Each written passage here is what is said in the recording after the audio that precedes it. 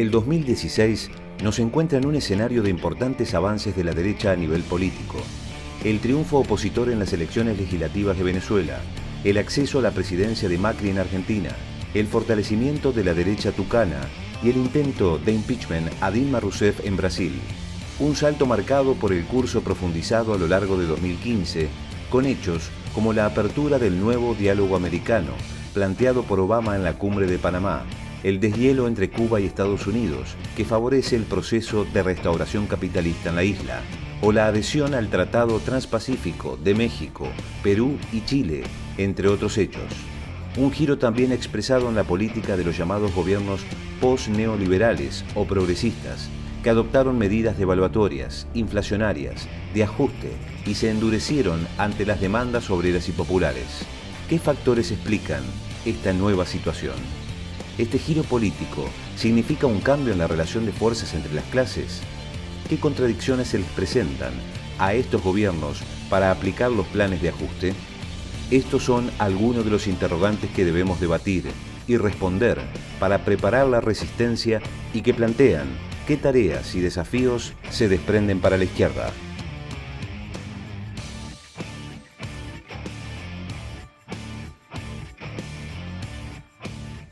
Buenos días, soy Cristian Castillo y estamos en una nueva emisión de Pateando el Tablero, parte del proyecto audiovisual impulsado por La Izquierda Diario.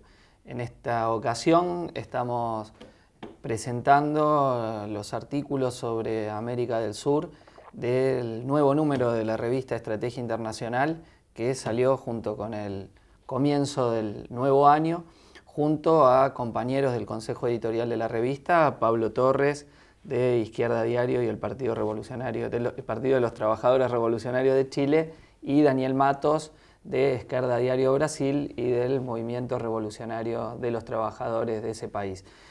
Vamos a conversar hoy sobre lo que es sin duda un nuevo ciclo latinoamericano, ¿no? En parte por las condiciones económicas, el fin de los altos precios de las materias primas sobre las cuales se apoyaron los gobiernos llamados progresistas de la región, y junto con eso también tendencias a cambios políticos. Obviamente América del Sur vive procesos políticos heterogéneos, no en todos los países ocurre lo mismo, entonces como toda generalización siempre uno va a decir, bueno, acá no ocurre. Pero estamos tratando de ver tendencias, así como cuando a fines de los 90 se dio el cambio de ciclo del neoliberalismo hacia otros gobiernos, también uno trataba de analizar tendencias más o menos generales, ¿no?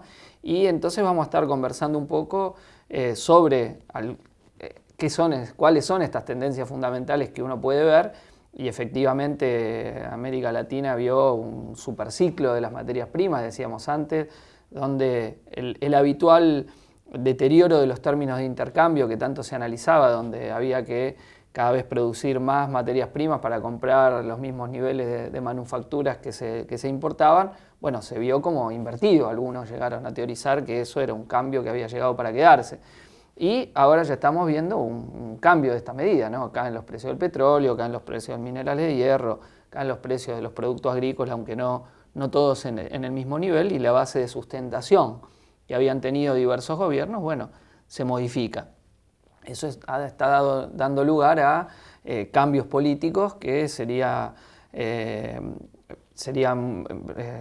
ridículo no ver y no señalar, ¿no? Y de tendencias que han permitido a las fuerzas de derecha, ya sean nuevas derechas o viejas derechas, recomponerse y pensar en la vuelta al gobierno después de lo que hemos denominado el fin de la ilusión que se había abierto respecto a que los gobiernos progresistas o centroizquierdistas, como quieran llamarlo, iban a permitir una evolución gradual del nivel de vida de las masas, ¿no? Esa es la ilusión que hoy está en crisis, ya sea en donde estos gobiernos han sido reemplazados o de estos gobiernos todavía están, algunos más agónicamente, otros menos, ¿no? Tenemos el caso de Argentina, donde Macri efectivamente ha reemplazado al ciclo kirchnerista, donde ya una figura como Scioli expresaba esta adaptación hacia la derecha que tenía el propio Frente para la Victoria, pero donde efectivamente la victoria del candidato de Cambiemos y las primeras medidas que ha tomado en el gobierno muestran el fin de un gobierno de desvío o de los gobiernos de desvío que hubo en Argentina después de la rebelión del 2001 y la gran crisis económica,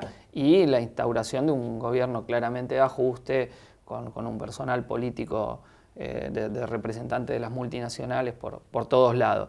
O Venezuela, donde el gobierno de Maduro todavía está, pero ha sufrido una derrota legislativa en las elecciones legislativas muy importante, ¿no? Que lo deja por primera vez al chavismo en minoría en el Parlamento y que bueno, está planteando conflictos de poderes todos los días y una puja política muy importante quizá en el país, que ha tenido un mayor golpe económico en la región, ¿no? Pensemos, el barril de petróleo ha pasado de casi $200, un poquito más incluso en algunos momentos, a alrededor de $30.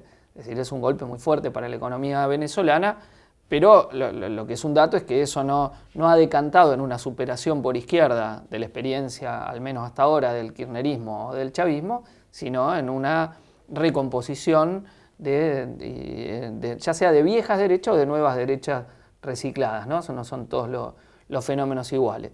El otro país que más ha sido golpeado en la región, y justamente el país más importante económica y políticamente de América del Sur, es Brasil, ¿no? Así que bueno, acá aprovechando a Daniel, vamos a tratar de ver cómo es que estas tendencias se expresan en el país que es la octava economía del mundo y que hoy sufre una crisis muy importante y donde se ve, y solo anticipo este hecho, que el ajuste no es privativo de los gobiernos de derecha, ¿no? Porque Dilma se encuentra aplicando un ajuste muy fuerte. Desde afuera de Brasil no sé si se tiene claro la magnitud que es el ajuste, ¿no? Que Dilma, a lo largo del año fueron más de 1.500.000 puestos de trabajo perdidos, que sumado a los que entran en el mercado de trabajo son bastante más que 2 millones de nuevos parados. La tasa de empleo duplicó. Vos tenés tarifazos en agua, en la luz, en el combustible. Vos tenés cortes de presupuestos bastante importantes en educación, en salud, en transporte. O sea, vos tenés varias medidas que hacen a una situación recesiva bastante importante. El Producto Bruto Interno ese año va a decrecer entre 2,7 y 3%, y tenés para el año que viene pronósticos de caídas de 2,5% o incluso más. Entonces, vos tenés una situación un poco rara, que es un gobierno que implementa un paquete de medidas como ese. Después de que había dicho que no iba a ajustar. Claro, que en las elecciones dijo que quien iba a hacer ajustes sería su adversario de la oposición de derecha, que terminó perdiendo las elecciones. Entonces vos tenés un gobierno que está haciendo un ajuste de esa magnitud, una devaluación de 50% de real, con inflación que en Brasil es mucho más baja que la Argentina, pero para lo que se está acostumbrado en Brasil, ya saca una parte importante de la renta. Entonces, ¿Y el desempleo cuánto creció? Creció de 5% al final de 2014 para cerca de 9%, más de 9%, casi 5% para más de 9% ahora en el final del año. Hay sectores que opinan, y que es poco lo que está haciendo todavía. Hay sectores que opinan que tiene que ir por más. Y vos tenés un otro sector que igual plantea que hay que haber más ajuste fiscal, más corte de presupuesto, pero que exige del gobierno una continuidad de la política de crédito, de subsidio, porque depende de un mínimo de flujo de crédito nacional, tanto para la inversión como para el consumo, que depende más del mercado interno. O sea, es un sector que prefiere, que está dispuesta a tolerar un poco más de inflación, y prefiere que el ajuste se dé más a partir de la devaluación de los salarios y una recuperación de las ganancias a partir de ahí. Entonces, el gobierno intenta equilibrarse entre esos dos sectores. Casi más o menos en los mismos momentos que Macri ganaba la elección en Argentina y que la derecha venezolana triunfaba en las legislativas, se produce el intento de impeachment, la habilitación del impeachment o el comienzo del proceso de juicio político contra Dilma Rousseff. ¿Cuál fue el motivo? El PMDB, que es el principal aliado del gobierno, por un instante en diciembre parecía que iba a apoyar el impeachment junto con la oposición mayoritariamente, pero el gobierno retomó el control de esa alianza y por ahora el impeachment está en un segundo plano. pero no está descartado que vuelva a ponerse en primer plano, sea por los escándalos de corrupción o sea por la evolución de la propia crisis económica. Para comprender lo que está pasando desde el punto de vista de la crisis política en Brasil, me parece sugestivo, me parece interesante responder a la siguiente pregunta, ¿no? ¿Por qué es que callen burgueses? ¿Por qué burgueses tan importantes como uno de los principales empresarios del país, el dueño, Marcelo Odebrecht, dueño de la principal constructora del país, o entonces el dueño de uno de los principales bancos de inversión? ¿Por qué hoy gente de este tamaño, de esa importancia, está encarcelada? ¿No? ¿Por qué de las 20 mayores empresas del país, 10 están bajo investigación policial? ¿No? Porque la corrupción no es una novedad en Brasil. Hay un detalle que la prensa gorila dice poco, pero que es muy sintomático de lo que está pasando, es que el juez, que toda la prensa trata como un verdadero héroe nacional, el juez que está por detrás de la investigación de la Petrobras, es un tipo que la esposa es abogada de la Shell, la gran multinacional de petróleo Shell, y abogada de un gobierno provincial del PSDB. Entonces vos tenés una disputa, una pugna entre distintos sectores del capital imperialista en activo y sus representantes políticos para ver quién es que va a gerir, quién es que va a quedar con la mayor parte de los contratos públicos y de los recursos nacionales. Entonces, cambian los gobiernos, cambian cambian las empresas, pero lo que sigue es el saque a los recursos nacionales y a los cofres públicos. El 2014, cuando fue el Mundial, hubo un movimiento Nova Intercopa, ¿cierto? Encabezada por la juventud. Este año hemos sabido que han habido importantes luchas de la juventud secundaria y algunas luchas del movimiento obrero. ¿Cómo han ido esos fenómenos? Sí, ahora en diciembre vimos volver a la juventud a las calles, la juventud que ya había salido y marcado la cancha en junio de 2013, los secundaristas de São Paulo derrotaron uno de los gobiernos más derecha que tiene en Brasil, que es el gobernador de São Paulo, y en su lucha por el no cierre de escuelas como parte del ajuste que se está implementando.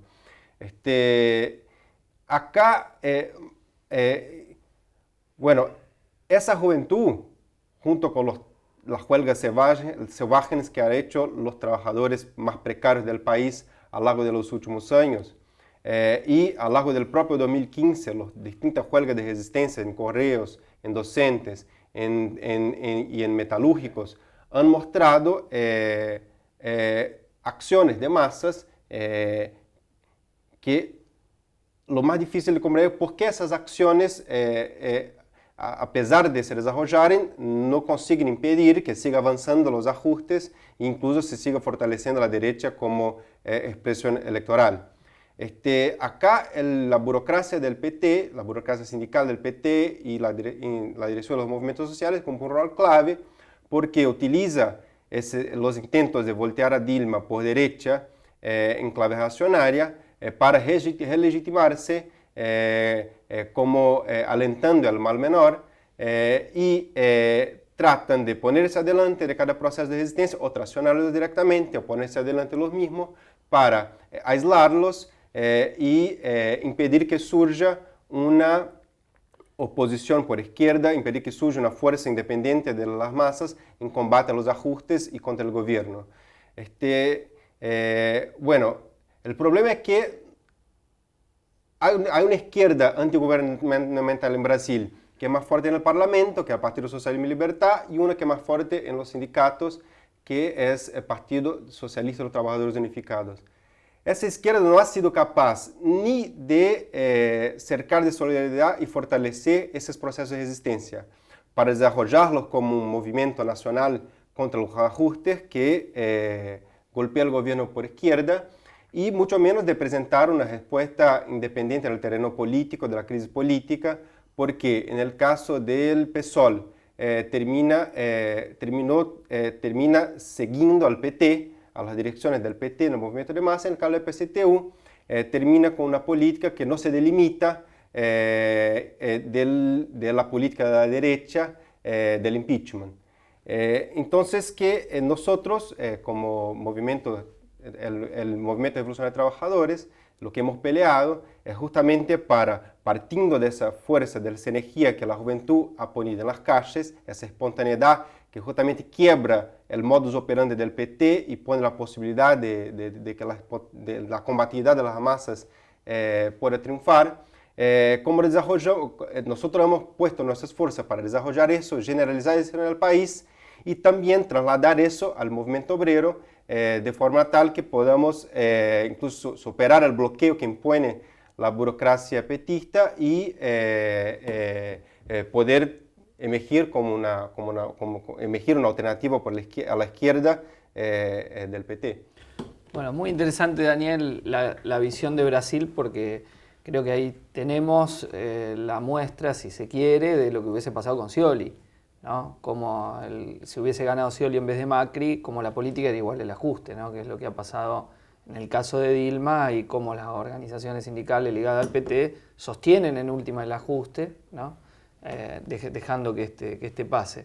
Ahora, Chile es una situación distinta, ¿no? Durante mucho tiempo la niña mimada del neoliberalismo, la continuidad de la herencia del pinochetismo viviente en todos los aspectos de la vida social, en la propia constitución heredada de Pinochet, la constitución del 80, y luchas muy importantes contra lo que fue el gobierno anterior, ¿no? El gobierno de la derecha, que de alguna forma abrieron un nuevo ciclo con la visibilidad internacional que tuvo la gran emergencia del movimiento estudiantil.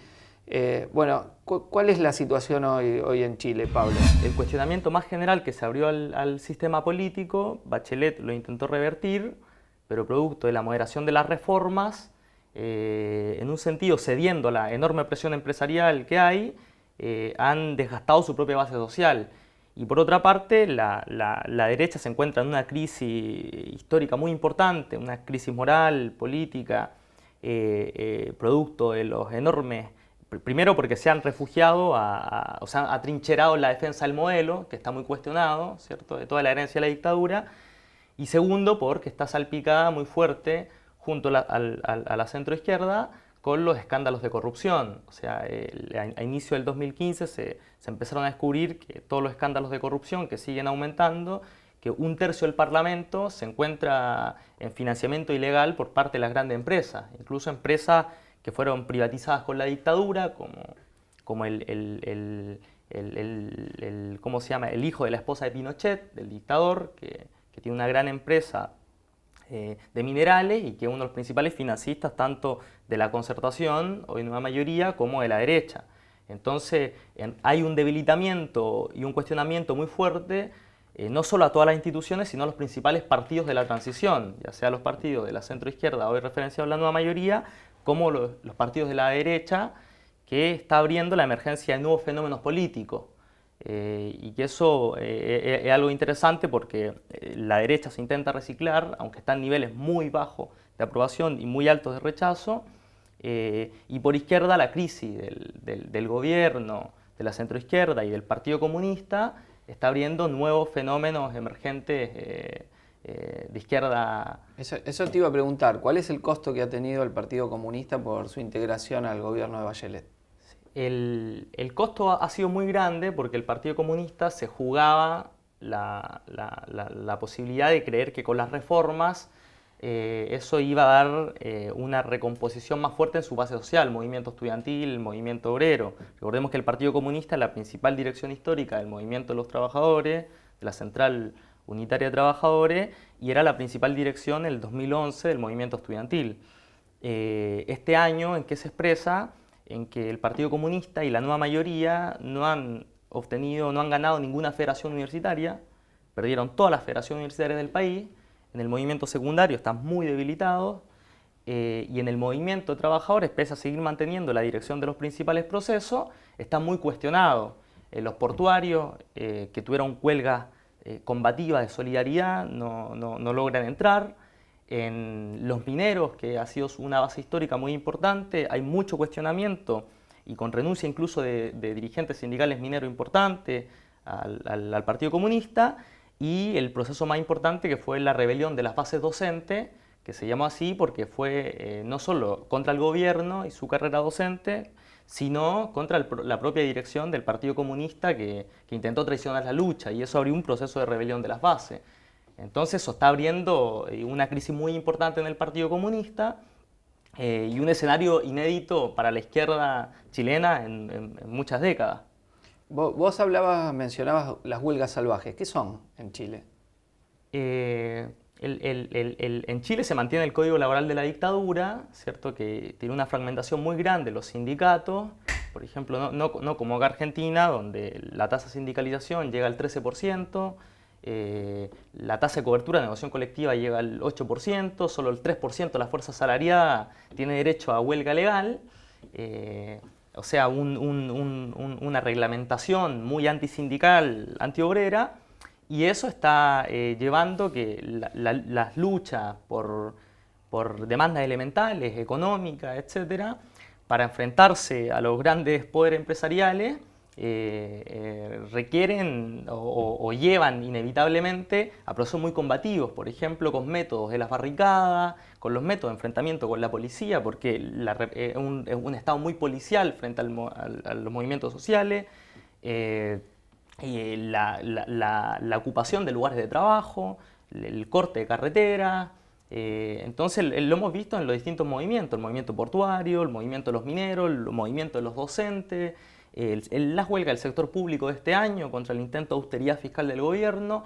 Todas desarrollan métodos combativos, solidaridad, empiezan a aparecer las asambleas, se empieza a mencionar a las bases, hay tendencia a la unidad con el movimiento estudiantil. Entonces una nueva experiencia, una nueva escuela que está haciendo el movimiento obrero, que tiende a separarse o a sobrepasar la legalidad que le impuso la dictadura y que mantuvo el régimen de la transición. En ese sentido, por eso es lo que se habla del fenómeno de las huelgas ilegales, en ese sentido, y con mucho cuestionamiento también a la burocracia sindical, que es lo nuevo que empieza a aparecer. Es interesante porque parece que Chile, ante la intransigencia de la derecha a cualquier tipo de modificación del esquema heredado del pinochetismo, está tendiendo a polarizar la situación social, ¿no? Y que esta alza que se viene viendo desde el movimiento estudiantil y los trabajadores es algo que uno puede ver que va a continuar y que va a haber explosiones sociales o fuerte lucha de clases como una perspectiva al no haber cumplido Bachelet con las demandas de las masas, ¿no? Pero los sectores de la izquierda del Partido Comunista, ¿cuáles son las posibilidades que hay de emergir una nueva fuerza? Sí, para responder a las dos. Primero, el problema que tiene la derecha es que no solo se encuentra muy en crisis, sino que los grandes empresarios, la Iglesia Católica, se oponen a cualquier tipo de reforma, o sea, no quieren que cambie nada el régimen creado de la dictadura. Eso presiona o polariza por derecha la situación, y el gobierno no deja contento ni a Dios ni al diablo. O sea, por derecha enfrenta una oposición muy fuerte que incluso ocupa las calles para salir a oponerse a la reforma, como fue el paro patronal de los camioneros este año contra el pueblo mapuche, y por izquierda no satisface ni al movimiento estudiantil ni al movimiento obrero con la supuesta gratuidad, con la reforma laboral. Entonces eso abre un escenario más de polarización política como tendencia. Ahora después, por lo que preguntaba Daniel, a la izquierda están surgiendo la crisis del Partido Comunista, la crisis del gobierno, está atrayendo nuevos fenómenos políticos que están emergiendo en la escena. Dos son los principales de esto por izquierda. Uno, Revolución Democrática, que era el partido de Giorgio Jackson, uno de los principales dirigentes estudiantiles del 2011, que hoy diputado, y por otra parte Izquierda Autónoma con Gabriel Boric, que fue presidente de la Federación de Estudiantes de la Universidad de Chile el año 2012. En el caso de Revolución Democrática se ubica como bisagra entre una izquierda independiente y el gobierno, porque hizo un pacto por omisión para quedar diputado con la nueva mayoría, votó en Bachelet en segunda vuelta y actualmente se intenta ubicar independiente del gobierno. En el caso de Gabriel Boric y la izquierda autónoma, se ubican como una fuerza autónoma a los empresarios y al régimen de la transición, y eso le está llevando un capital político muy grande. Ahora bien, estas son fuerzas, como digo, que en el caso de Revolución Democrática coquetean con la nueva mayoría y el gobierno a cada instante, y en el caso de Izquierda Autónoma y Gabriel Boric, tiene una estrategia de presionar o movilizar para presionar al Parlamento a que lleve a cabo reformas. O sea, alimentan cierta expectativa en que este régimen, en que este Parlamento y este gobierno podría conceder las demandas democráticas y sociales que ha puesto a la escena el movimiento estudiantil y el movimiento de los trabajadores y los sectores populares. O sea, desarrollan una política de confianza en las actuales instituciones que son herederas de la dictadura.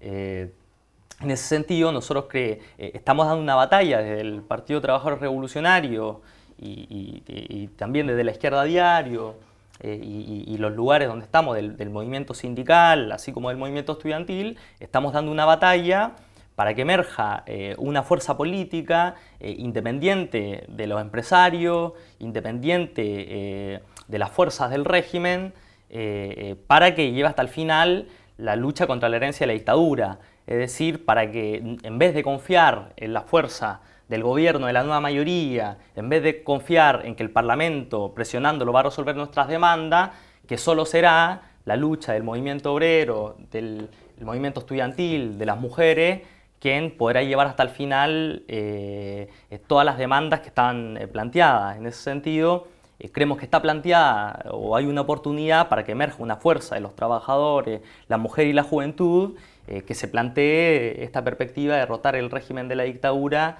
y llevar, a que los trabajadores y los estudiantes conquisten sus demandas.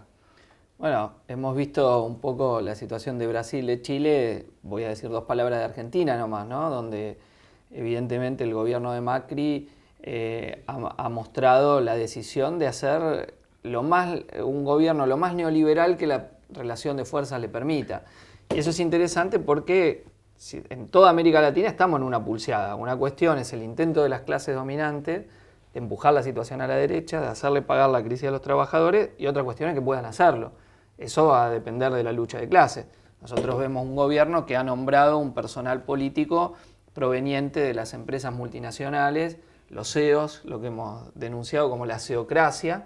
Quizás solo el antecedente de Piñera pueda mostrar un gobierno con esa fuerte presencia, o sea, la casta política tiene un lugar secundario frente a gerentes de la General Motors, de Techin y de un montón de grandes empresas, de Clarín, de las patronales agrarias, en una medida que en la historia argentina no habíamos visto y casi a nivel mundial es inédita, es decir, está a nivel de ministerio, de secretaría, de subsecretaría.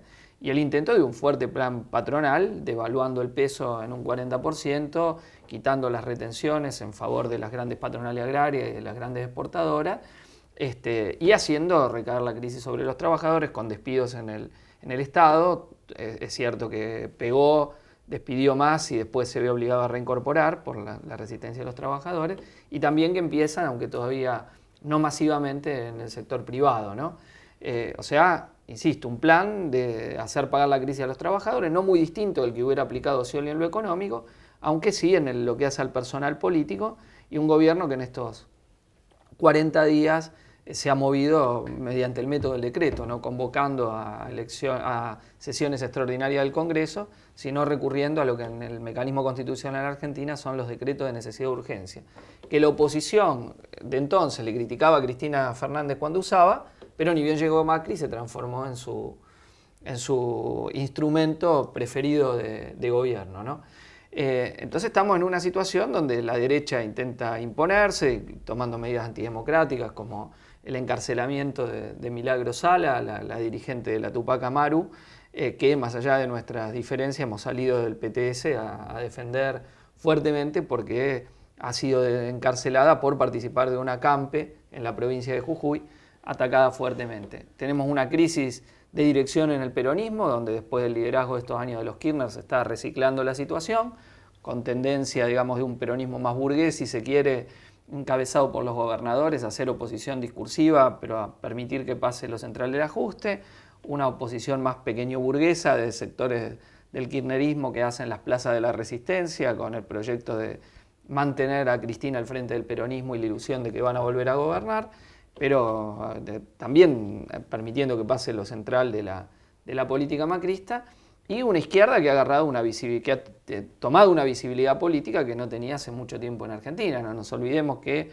con la fórmula de mis compañeros Nicolás del Caño y Miriam Bregman logramos obtener más de 800.000 votos en la elección presidencial, que es el resultado más alto obtenido por la izquierda del 83 a la fecha, más de 1 millón de votos a diputados nacionales, presencia en numerosas legislaturas provinciales y una enorme visibilidad política que se ve en la presencia de los referentes de la izquierda en todos los debates políticos que se dan a nivel nacional, ¿no? Y bueno, y del PTS nos estamos planteando justamente ser el partido de la resistencia de los trabajadores frente al ataque en curso, yendo a las peleas por los despidos, ahora lo que se viene en la pelea por el salario que van a ser las paritarias, y creo que Argentina es un test muy importante, ¿no? Porque toda la derecha continental está mirando a ver si a Macri le sale bien, que más allá de haber mostrado su decisión de avanzar en la entrega nacional y entregarse capital financiero, lo cierto es que Argentina tiene lo que se llama un viento de frente, como toda la región, ¿no? Una situación donde hay crisis económica internacional,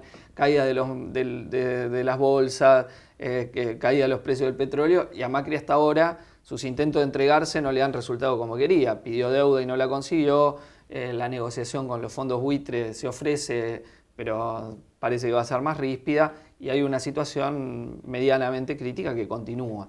Entonces se viene un test importante y un gran desafío que tenemos. Yo creo que acá con el impulso del Frente de Izquierda hemos conseguido una visibilidad política importante, constituir un campo político independiente tanto del gobierno anterior como de la oposición de derecha, y ahora el gobierno de Macri como del peronismo.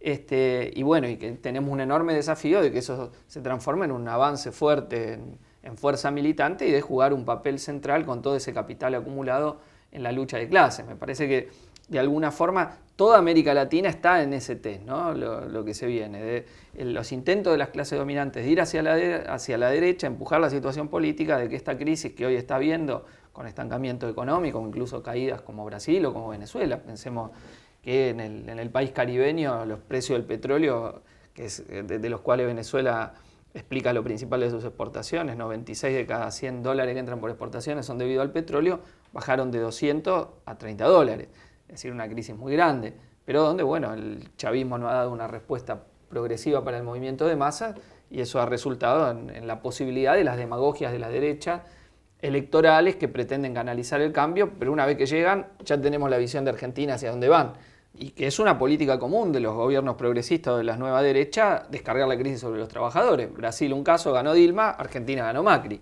Tenemos lo mismo, o sea, se cae la demagogia de los progresistas, se ve develada en Brasil, la demagogia de las derechas neoliberales se ve a las claras en Argentina, ¿no? Tanto por los métodos de gobierno como por los intereses económicos y sociales que defienden. La apuesta, obviamente, en América Latina es a la lucha de clases. Yo creo que la reflexión después del ciclo que hemos vivido de estos gobiernos es la necesidad de avanzar en organizaciones políticas de los trabajadores, ¿no? La red de diario la Izquierda Diario está al servicio de esto. En Brasil, ¿cuántas visitas tienen, por ejemplo? Menos 200.000 tiene. ¿Y en Chile, Pablo? Unas 75.000 visitas promedio mensuales.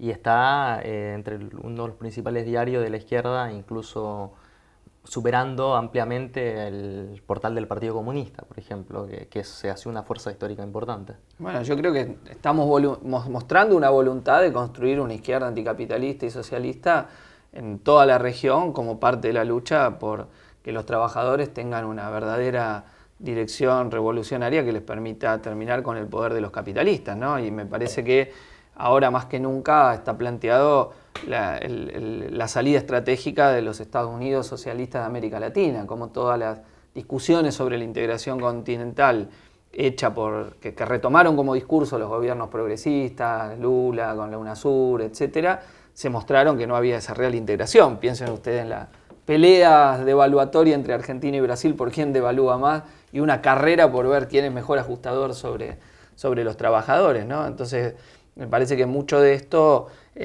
ha quedado develado, y entonces la necesidad de los que quieran luchar contra esto, de transformarlo en una militancia por una salida de fondo antiimperialista y anticapitalista, ¿no? Así que bueno, quienes quieran conocer un poquito más de lo que hemos acá esbozado, el número de Estrategia Internacional ya está disponible para que puedan leerlo, junto con otros temas que trataremos acá en Pateando el Tablero. El artículo de nuestros compañeros, un artículo muy importante de Matías Mayelo y Emilio Albamonte, Gramsci, Trotsky, la democracia capitalista, un análisis sobre el fenómeno del ejército islámico, la relación con el imperialismo, uno de los fenómenos clave de la política internacional, de Claudia Chinatti, artículos sobre la economía mundial, tanto de Paula Bach como de Juan Chingo. Tenemos un buen análisis muy destacado de las transformaciones de la clase obrera mexicana de nuestra compañera Jimena Vergara. Bueno, entre los artículos centrales que desarrollaremos. Hoy hemos estado conversando un poco sobre los cambios estos que se están dando en América del Sur, así que bueno, invitamos a todos quienes están viendo Pateando el Tablero a leer más profundamente los artículos de la revista, que son hechos desde una perspectiva obviamente militante, con la idea de una transformación revolucionaria anticapitalista de la sociedad y terminar con la explotación y la opresión. Muchas gracias.